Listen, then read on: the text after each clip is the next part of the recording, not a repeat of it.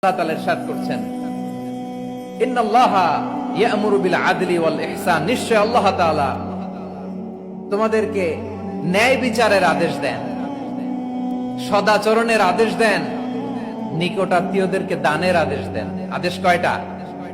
আওয়াজ করে সবাই বলুন তো কয়টা? নিশ্চয় আল্লাহ তাআলা তোমাদেরকে ন্যায় বিচারের আদেশ দেন,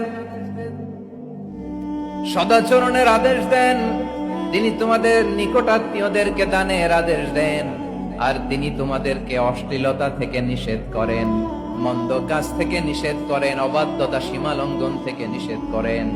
তিনি তোমাদেরকে উপদেশ দেন যাতে তোমরা শিক্ষা গ্রহণ করো। সুবহানাল্লাহ। উপদেশ দিচ্ছে স্বয়ং কে? তিনটা জিনিসের আদেশ। ইয়া'মুরু বিল আদল, সুবিচার ন্যায় বিচারের আদেশ তিনি দেন।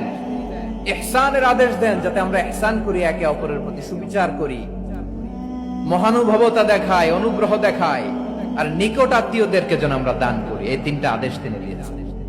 আর কোন তিনটা জিনিস থেকে তিনি বারণ করেছেন?